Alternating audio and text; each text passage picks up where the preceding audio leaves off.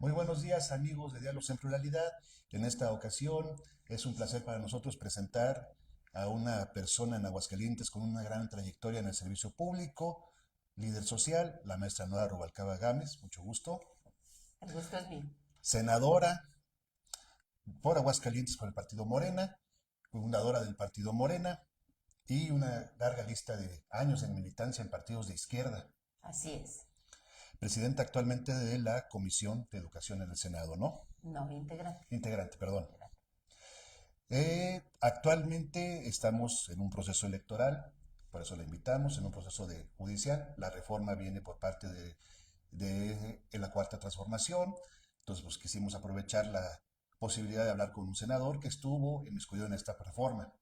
¿Nos puede contar, por favor, qué sentido quiere la reforma? Claro que sí. Primeramente yo quiero referir que cuando estuvimos en campaña, los candidatos de la coalición Sigamos Haciendo Historia, una de las propuestas que traíamos era la reforma al Poder Judicial. Recordemos que el presidente Andrés Manuel López Obrador presentó esta iniciativa el 5 de febrero, que el histórico día, junto con otro paquete de otras 17 reformas constitucionales, pero creemos que esta es la más importante, la más trascendente, la más significativa, no solo para México, sino a nivel internacional, porque va a ser un ejemplo. Vamos a ser el primer país del mundo que va a elegir de manera democrática a sus tres poderes, poder ejecutivo, poder legislativo y poder judicial, a través del voto libre, directo y secreto de la ciudadanía. Entonces, ahí su trascendencia. El hecho de que la aprobáramos desde septiembre, de que fuera aprobada durante el mes de septiembre, habla también de que era una prioridad, una de las más significativas. Por supuesto, con los embates de la derecha, que quiso retrasarla, que quiso evitarla y después desprestigiarla. Y a la fecha sigue con ese desprestigio. ¿Qué es lo que queremos? Pues eso, la democratización plena, la elección de los tres poderes y que haya cada vez una participación de la ciudadanía y un mayor interés por las personas que le gobiernan. Si el poder se divide en tres, que la ciudadanía los elija a los tres, que se informe, que participe, que elija, que haga valer su voto, eso es lo más significativo. Y además el hecho de que podamos mantener una carrera judicial, pero que esa carrera judicial trascienda las barreras de lo que era al interior del mismo sistema de poder de justicia de la federación. Entonces, esa es la intención de esta reforma. Por ello, estamos invitando a que la ciudadanía participe, se involucre, conozca las boletas, las 6 que le van a dar en el ámbito federal, que conozca a las candidatas y candidatos que están ahí registradas, que vaya haciendo su preselección y que el día que vaya a votar, pues ya nada más vacíe los números que ella de manera anticipada preselecciona. Bueno, hablando del proceso electoral, hemos encontrado ahorita en un ciclo que hicimos de entrevistas a candidatos federales y estatales para el Poder Judicial, que en el caso de Aguascalientes y otros estados de la República en el siglo XIX ya elegían jueces. Sí, pero no era de manera directa, a través del voto libre y directo de toda la ciudadanía. Recordemos, por ejemplo, los tiempos de Benito Juárez, había una elección de los mismos. Sin embargo, era indirecta la elección. Es decir, en efecto, esta va a ser histórica y no tiene precedentes. Entonces, sí es muy importante que esto lo conozca la población porque debe saber la trascendencia del momento histórico que estamos viviendo. Y cuando había esta selección o elección de estos jueces, bueno, pues llegamos a tener jueces maravillosos. Entonces, sí es muy importante replicar esta experiencia y tenerle confianza a la ciudadanía. Esos que dicen que no le importa y que ni saben, que están confundidos, minimizan el poder y la sabiduría popular. Bueno, en ese sentido de que minimizan la sabiduría del poder popular, pues a mí en lo personal me parece que es la misma respuesta que Díaz hacía sobre la democracia a principios del siglo XX. ¿Por qué democratizar México si no era un pueblo que no sabía, no estaba experimentado, no tenía el conocimiento ni la madurez? Así Entonces, es. estamos en este momento, o en este proceso de madurez como pueblo para poder elegir nuestros cargos. A ver, es que la derecha sigue siendo la misma de siempre, y es la que minimiza. Los que piensan que debe ser la aristocracia, es decir, los mejores, los que deben decidir incluso por encima de los otros. Yo creo, siempre hemos creído, quienes hemos militado siempre en la izquierda, que debe haber mayor participación de la población y que hemos estado preparados siempre. Sin embargo, bueno, hasta existen partidas presupuestales, ¿no? En los organismos como el Instituto Electoral, en los partidos políticos, en las mismísimas instancias gubernamentales para capacitar a la población. Es decir, si no estamos capacitados, tenemos la obligación de capacitarlos. Y desde mi punto de vista, esta oportunidad de elegir es una oportunidad maravillosa, primero para conocer a las personas que son las responsables de garantizar nuestros derechos, que son los jueces y los magistrados. Nadie los conocía, más que aquellas personas que habían tenido un impacto, que habían tenido una experiencia en sus tribunales. Hoy por hoy se están dando a conocer por más población que aquella a la que atendían. Y eso me parece benéfico. Bueno, en ese sentido se están sometiendo a la transparencia de quién es el juzgador y diferentes personas, diferentes medios están estableciendo ya análisis de sentencias que han realizado, incluso varios que buscan algún tipo de reelección. Así es. ¿Esa sería una de las partes positivas de esta reforma? Yo creo que sí. El hecho de permitir que las personas que se encontraban en funciones pudieran participar, que no vieran violentado su derecho, a mí me parece fenomenal. Muchos de ellos aceptaron la reforma pese a que estaban en contra de la misma, pero bueno, ya está así la Constitución, aceptan las reglas como abogados que son, como licenciados en Derecho, como respetuosos de la ley, y ahora se están involucrando. A mí me parece una experiencia maravillosa para ellos, pero también para aquellos que no habían tenido la oportunidad de, que han estado quizá en el servicio de carrera al interior del Poder Judicial, pero que no han podido llegar a estos espacios de juzgadores. Y hoy lo van a poder hacer a través de esta elección. ¿No faltaría un proceso más de filtros? Me refiero a la selección de candidatos para el proceso electoral del Poder Judicial, ya que se ven diferentes, yo veo diferentes tipos de perfiles, o sea, cuatro tipos ideales de perfiles de candidatos.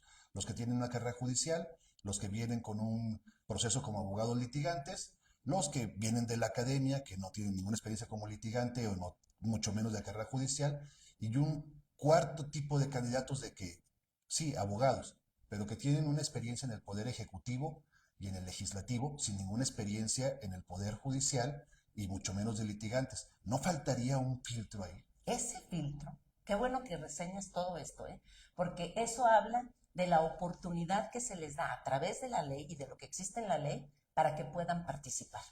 Es decir, ¿qué se puso en las convocatorias? Lo que está establecido en la Constitución, lo que está establecido en las leyes secundarias para poderse aspirar a ser juzgadores, a ser magistrados o ministros, por ejemplo.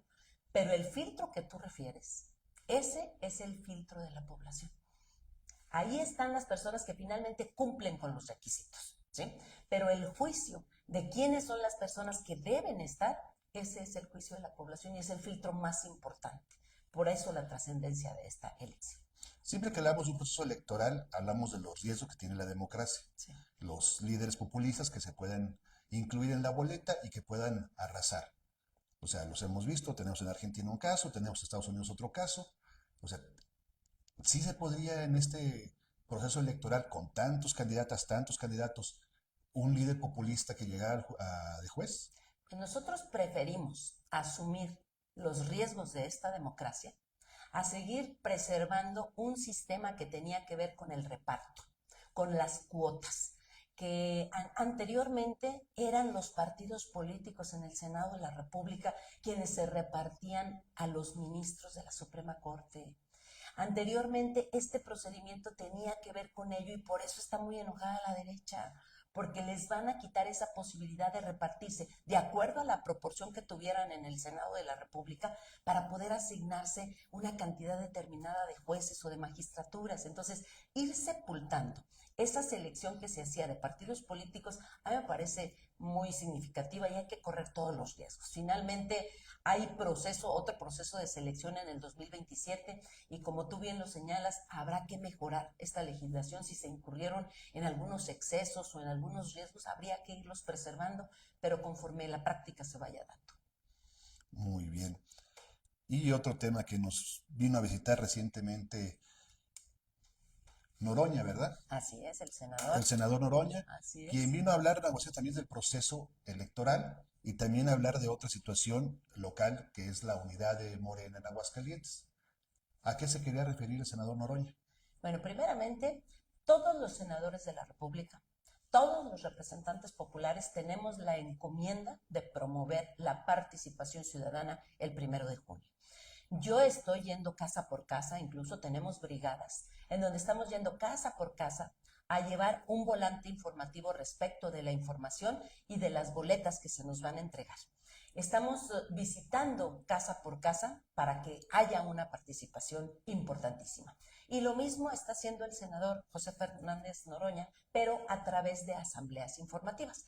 Unos lo hacemos casa por casa, otros hacen asambleas informativas. Entonces, esa fue la razón de su visita en Aguascalientes. Tuvimos dos.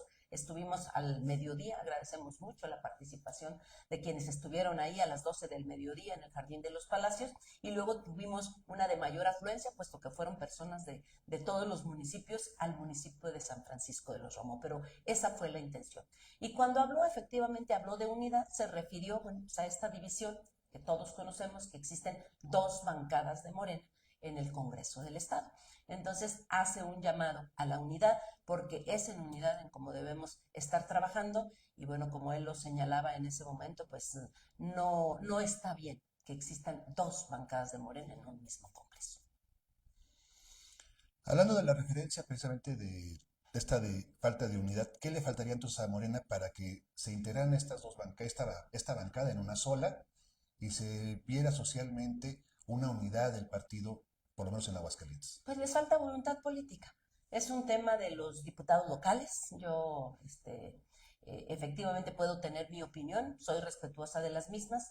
Hemos estado ya en pláticas con el diputado Arturo Ávila y entiendo que existe esa voluntad de integrarse en una sola fracción parlamentaria. Yo espero que a la brevedad pues, ya esto se pueda consumar. Bueno, recientemente publiqué un artículo sobre una encuesta en la que pone ya en un empate técnico para la carrera al gobernador, para el puesto de gobernador en Aguascalientes, a Morena y al PAN. Morena técnicamente abajo de 1,5 puntos en esta encuesta de Masilcal, una encuestadora que es por teléfono, que generalmente da un resultado hacia un perfil socioeconómico muy claro, de derecha, pero hablamos de que en ese perfil ya un empate técnico de Morena pues es un avance muy importante. ¿Qué le faltaría a Morena para poder dar ese triunfo y que se empezara a reflejar en las encuestas y en las elecciones en Aguascalientes? Mira, yo creo que ha avanzado mucho no solo Morena, la cuarta transformación. Desde que llega el licenciado Andrés Manuel y sienta las bases de la transformación, comienza a sentirse una diferencia, sobre todo en los sectores más vulnerables. Es decir, los programas sociales no solamente vinieron a beneficiar a adultos mayores o a personas con discapacidad o a estudiantes, vinieron a reactivar la economía. Es decir, el proyecto de la Cuarta Transformación trata primeramente de atender a sectores poblacionales marginados, que habían estado en la pobreza durante mucho tiempo sin ser atendidos. Pero además también está involucrando a un sector económico para poder potenciar. Y ahora con la doctora Claudia Sheinbaum, que le llama prosperidad compartida, estos beneficios se han ido multiplicando todavía más.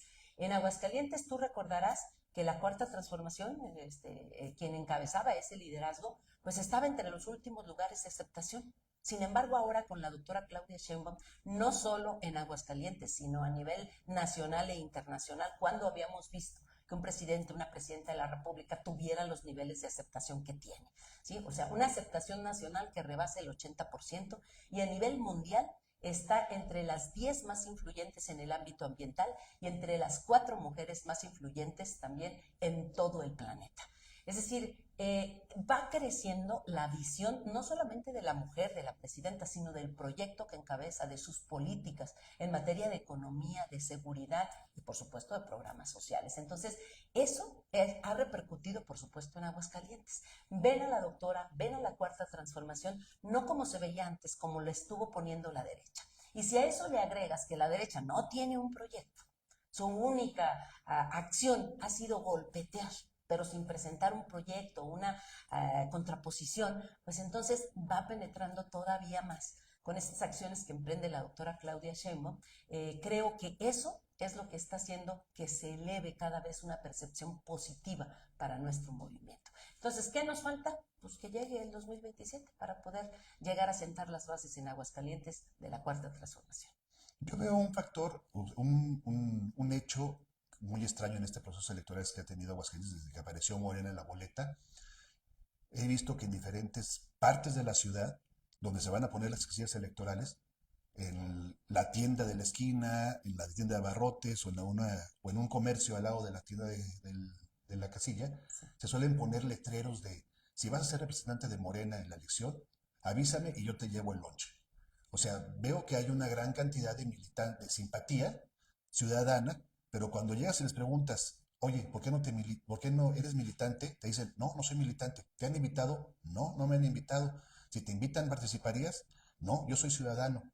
O sea, sí veo que en Morena hay un gusto de los ciudadanos hacia el partido, pero ¿qué pasa con este ciudadano que no decide todavía militar en el partido? O sea, ¿sigue siendo un movimiento o todavía va a poder trabajarse como un partido tradicional Morena?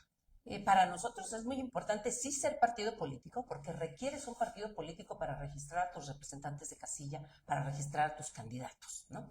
Pero definitivamente, y ese es el origen con el que nacimos, el licenciado Andrés Manuel hablaba mucho de que nunca perdiéramos de vista el movimiento. ¿Y qué significa eso?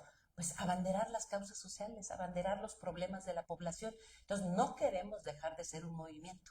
Y dentro de esta parte de movimiento, como se concibe, es donde entra la simpatía de muchas personas que incluso militan en otros partidos, pero que ven con simpatía nuestro movimiento. Personas que no han militado en ningún partido ni quieren militar, pero que ven con simpatía nuestro movimiento. Entonces, para nosotros eso es excepcional y hay que seguirlo promoviendo. Por ello, cuando nuestra presidenta Luisa María Alcalde se propone que de esos 36 millones de votos que se tuvieron en la última elección presidencial, bueno, pues afiliar a 10 millones, ¿no? Sin problema. Tuvimos 36 millones de votos y nuestra afiliación no rebasaba los 15 millones. Entonces, es muy importante, perdón, los 5 millones. Es muy importante entonces que sigamos concibiendo que habrá personas que simpatizan con nuestro movimiento, con nuestro proyecto, con nuestras políticas, pero que de momento no se quieren afiliar. El que se quiere afiliar, ¿a qué está dispuesto? Pues a ser representante de casilla, a ser promotor, a realizar reuniones en su casa para poder hablar y discutir sobre el periódico Regeneración, es decir, a manifestar un activismo mayor que el de la persona que simpatiza y que por supuesto sabemos que contamos con su voto y con sus comentarios positivos hacia las políticas públicas que emprende la Cuarta Transformación. Muy bien. Y hablando, regresando a este punto del proceso electoral, eh, no se le permite hacer campaña, eh, bueno, los candidatos al Poder Judicial se les hizo que fueran campañas a través de redes sociales sin un financiamiento público. Esto podría repercutir en las elecciones del legislativo y ejecutivo pronto, la reducción de los presupuestos a los partidos. Ojalá, ojalá. Tú recordarás que una de de los ataques de la derecha era el que se fueran a filtrar, ¿no? Candidatos. Se hablaban al espejo, se hablaban al espejo los de la derecha porque conocen precisamente que existe este tipo de filtros para poder financiar algunas candidaturas. Entonces, ¿qué fue lo que se determinó? Que no existiera este financiamiento. Y te recuerdo que otra de las reformas que presentó el presidente Andrés Manuel López Obrador tiene que ver con la reforma electoral. ¿En qué hablamos o de qué hablamos en esa reforma electoral? De la eliminación de las plurinominales, de la eliminación de las prerrogativas a los partidos políticos en tiempos que no son electorales y de tantas otras cosas que tendrían que ver con que esos recursos pudieran canalizarse pues a lo económico y a lo social, que es lo que realmente le interesa a la población. Cuando la población paga impuestos, ¿qué es lo que dice? Pues devuélvanlos en bienestar, ¿no? Que sean devueltos. Entonces, hay una gran cantidad de recursos todavía que se van a partidos políticos, a procesos electorales, y que bueno, bien pudiéramos decir, se llevó a cabo la elección judicial, si lo hicieron sin recursos, pues ¿por qué esa inequidad? Si estamos hablando de que queremos elegir a los personajes de los tres poderes, pues las reglas debieran ser equitativas para todos, ¿no? Entonces, ojalá podamos avanzar hacia allá. Bueno, y hablando ahorita de las reformas que se han discutido en varios lugares en Aguascalientes, desde el PRI se hizo la propuesta de la gratuidad de los títulos a los egresados de licenciaturas de las universidades, no especificaron si eran públicas o privadas, sino que era para todos, que retoma el senador Toño Martín del Campo en el Senado. O sea, esa es una reforma que necesita el proceso, el sistema educativo, o que tiempo atrás es una demanda ya social, la gratuidad de la educación. Bueno, mira, en casos como estos es donde yo vuelvo a referir y a recordar que el rostro de la derecha es la hipocresía. Tienen un doble discurso. Hubo muchos años en los que ellos tuvieron mayoría en la Cámara de Diputados y en la Cámara de Senadores y jamás se preocuparon de ello. Es decir, no solo no se preocuparon por la gratuidad de la educación, sino que fueron el PRI y el PAN los que limitaron la gratuidad. Todos recordamos las reformas educativas que se implementaron y cuando estaba la educación gratuita y ellos finalmente la limitan a educación básica, cuando la educación básica era solamente la primaria. ¿Sí? Entonces la limitaron. Y ahora salen a decir que los títulos debieran ser gratuitos. Yo no solo les tomaría la palabra, pero no son los títulos los que requieren gratuidad, es todo el sistema educativo. Desde la educación inicial hasta la educación universitaria debe ser gratuita. Yo creo que a eso es a lo que hay que apostarle, es a lo que le está apostando la doctora Claudia Sheinbaum.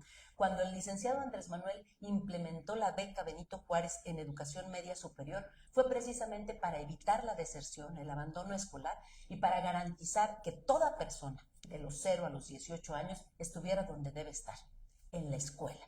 Pero hay que ampliarlo hasta el sistema profesional, hasta los 24 años. Ahí es donde deben de estar y debe ser gratuito.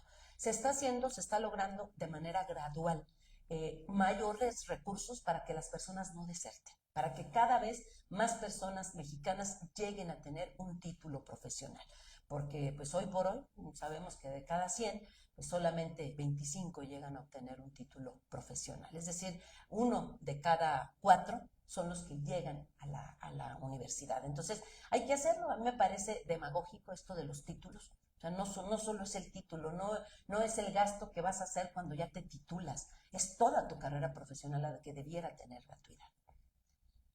Bueno, esto y muchos temas más estarán pendientes en otras pláticas. Muchas gracias, maestra. Muchas gracias, Diego. Muchas gracias.